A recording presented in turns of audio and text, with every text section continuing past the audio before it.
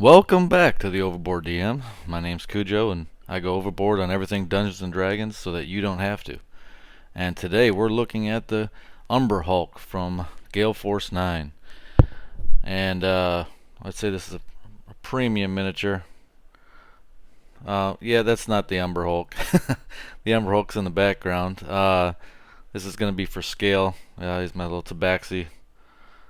It's one of my player characters, actually. Not for myself, but obviously, one of my groups. And we're gonna go ahead and bring him out. Now, if you're looking at that, slightly a different pose. And wait a second, that don't look like the same miniature. Yep, this is my comparison of WizKids um, Umber Hulk. I still wanted to go back over. It's just, typically if you watch a lot of my videos, um, I kind of, once I get a table ready, I kind of skip the highlight phase because I don't come back and I finish the model. I start working on other things, and I always say I'm going to come back and really make it look really good, but I usually never come back and finish it. And I start playing with it, and then, like I said, it's not even finished on the base. I got it ready to go, and wanted to use it, and I still need to come back and finish it. But I wanted to shoot this video, and I wanted to show you a comparison, and get under with it. So let's get to this Gale Force 9 Umber Hulk. So let's bring him out.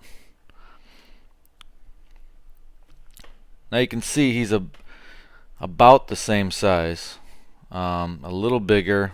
His fists and claws are bigger. His head is a little bigger. His pinchers are a little bit bigger, but in general, he should be close to the same size. Obviously, a lot more detail. You do have to glue these little bits and pieces on, and it's very fragile. And if you notice from the box art to the one I have in front of you, I have his right arm also touching the ground.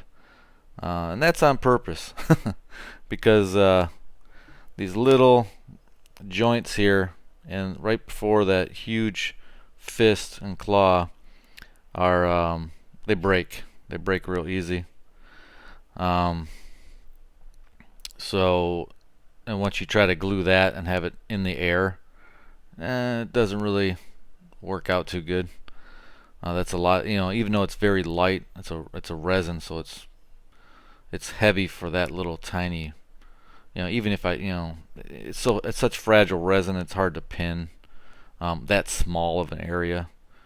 Could I have tried? Maybe, but it's just so much easier just to have them crawling. I still like it. It looks good. Yeah,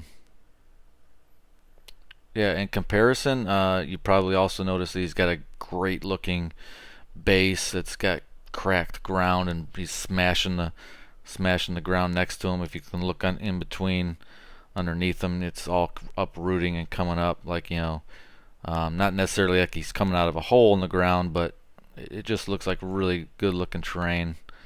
But it's also a jumbo size base. So you don't have to glue them to that base if you buy it. I mean, it's a great looking base to not use it. But he is going to take up a lot more squares, so a lot more people characters can get around him and swarm him and get into base contact. Gale Force 9 hopefully is trying to correct. I mean, I'm not sure if they're making their models to play, to spec. It's the base size, or if they're just making a good-looking model that you can build and put on a shelf. It seems like at least back a while ago, it looks like they're making them just to be a great centerpiece that just either set out on a shelf and people can look at. And yes, you can game with them. You can game with anything. You can game without minis at all. But I'll game with it. I mean, I don't care. I mean, it's going to take up a couple more squares. That just means that more people can surround it. Just a couple little technicalities in there, but in general, I still like the model. I still like the sculpt. It is very fragile. You got those two antennae that can easily be broken off. Now that I have his arm glued to the ground, he's a lot more secure. That arm is not going to fall off. So really, in my state, I'd only be worried about those little antennae pretty much.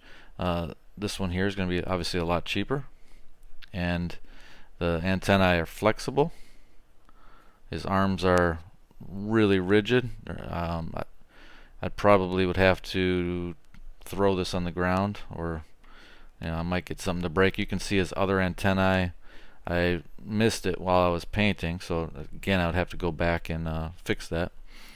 But it's molded into his carapace, so I'll have to touch that up, lighten that up. So I totally just missed it. I don't know. Maybe I thought he was missing his antennae, but I can see it's kind of molded in.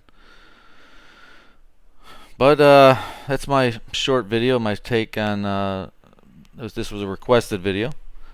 I'm trying to do all the Gale Force 9 models that I have, and I have just about every one of them. If you want to request, you see something out there that I haven't done a review on, post it in the comments. I'll try to get to it as soon as I can. With this virus that's going around, I got crazy hours. I got a lot of days off, and I got time to make some videos. Just let me know what you want to see, and I'll try to get it out there.